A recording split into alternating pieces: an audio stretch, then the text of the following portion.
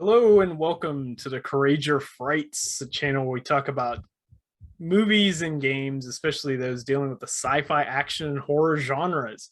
And so my name is Sean, and I just came back from Thor: Love and Thunder. So I'm going to give my first reactions, first thoughts. I'm going to try to keep this spoiler free if at all possible. So let's dive right into this. So Thor: Love and Thunder, of course, directed by Taika Waititi, starring Chris Hemsworth, Natalie Portman, and Christian Bale.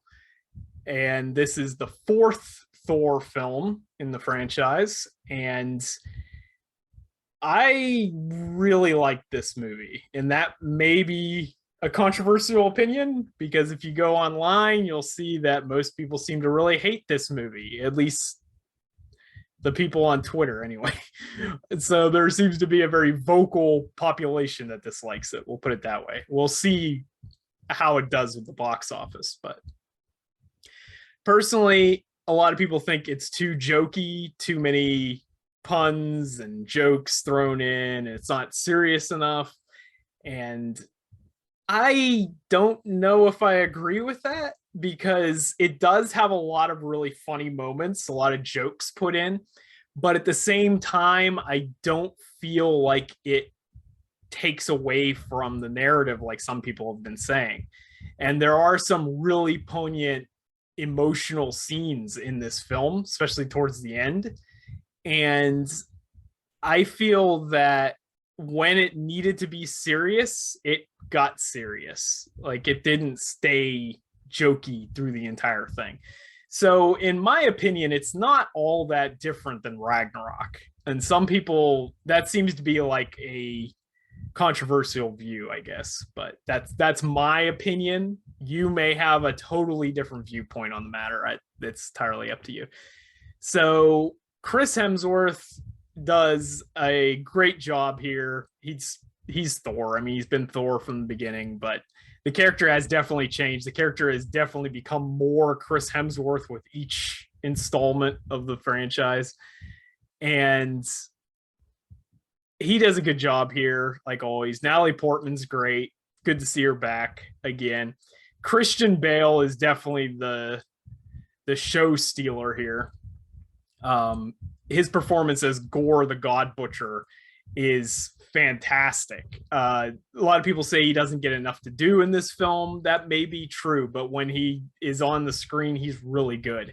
At times, he seems to be channeling Heath Ledger's Joker almost. So it's kind of an interesting way to look at the character because you're seeing Batman playing the Joker basically. He does a good job doing a villain like that. And Tessa Thompson's great as Valkyrie again. So if you liked her in Ragnarok, get more of that. Sif turns up in this. It's kind of a cameo, but yeah, she's back. It's kind of people wondering what happened to her in Ragnarok because she wasn't there. And of course, Korg returns, which is Rockman played by Taika Waititi. And the basic premise of this movie is that Gore, the God Butcher, Christian Bale's character, is wronged by the gods. His family dies, and he's a very religious man.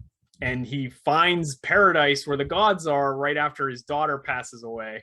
And he tries to reason with them and be like, what we worshipped you, we did everything you asked us to, and you turn your back on us. And it turns out, rather coincidentally I guess, that they had just slain a attacker who was wielding the Necro sword, which happens to be a sword of incredible power that can kill a god. And in the comics, this is tied to Null, the symbiote god, which is like related to Venom and all that kind of stuff. But here it's kind of just a big black sword that kills gods. And of course, Gore wields the sword, it calls to him, and he kills his god. And then he goes on a rampage across the cosmos, killing gods all over the universe. And so, of course, Thor has to stop him because he's a god.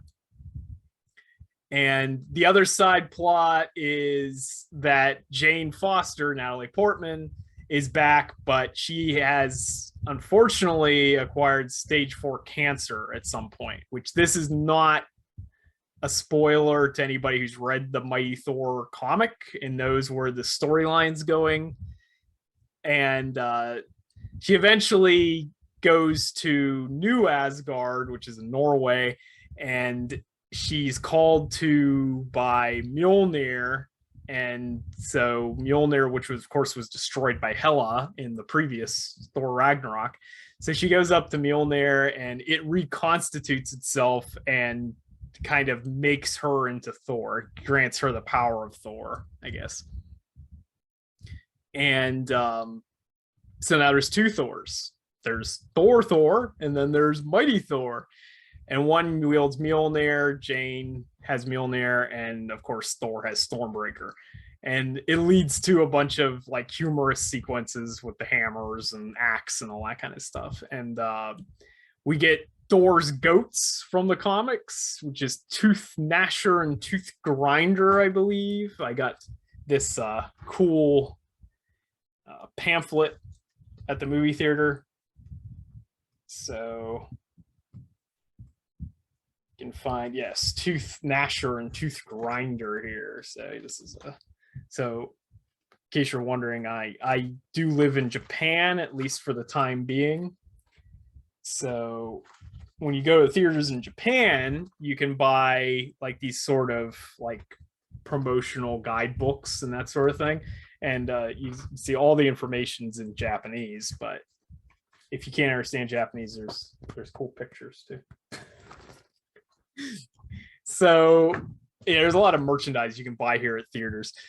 And yeah, the audience really liked this. There were actually a lot of laughs coming from the audience, which is really bizarre for a Japanese movie theater. Usually nobody says anything. Usually it's dead silence throughout. So even the audiences here got the jokes, I guess. I mean, they laughed along with it anyway. So yeah, this one, the action's pretty good. I don't know if it's as good as Ragnarok, but it does have some pretty cool fight scenes. Thor's kind of a clown in this, but it works for his character. And we get a cameo from the Guardians of the Galaxy. They're kind of in there for, it's an extended cameo. They're there for a few minutes, probably maybe 10 minutes, something like that.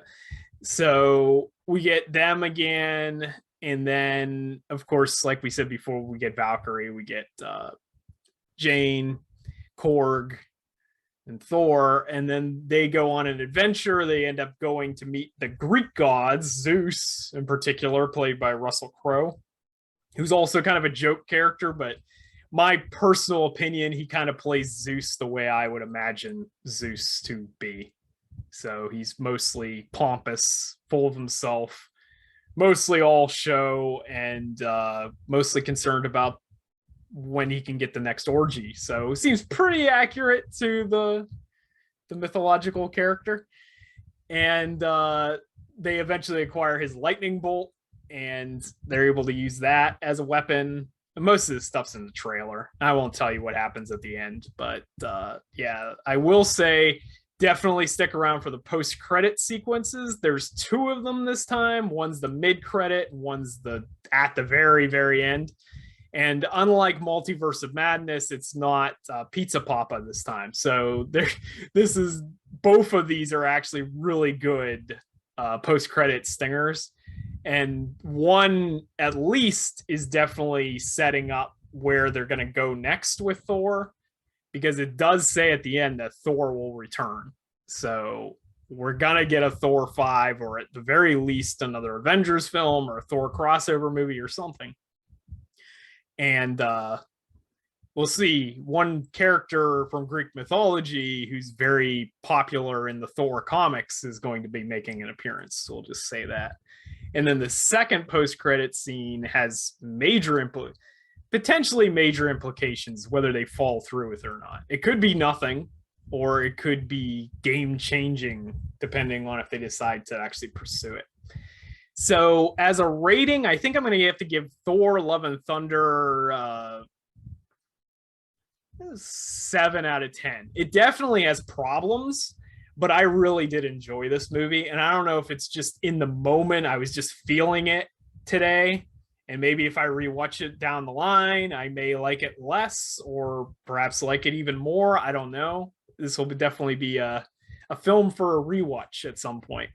And just my own personal background, in case you don't know, if you haven't seen any of my other videos or the podcast that I do on this channel, Thor is my favorite MCU character. And it's actually the reason why I started watching the MCU in the first place. The first movie I saw in the theater was Thor.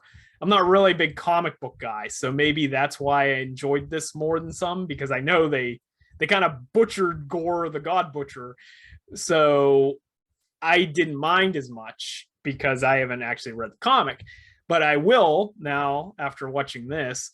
But Thor was the thing that got me into the MCU overall, because I wasn't a comic book guy, but I am really into mythology, and especially Norse mythology and Celtic mythology and that sort of thing. So Thor, a movie about Thor, was what got me into the MCU overall. And I'm kind of here to stay now, I guess.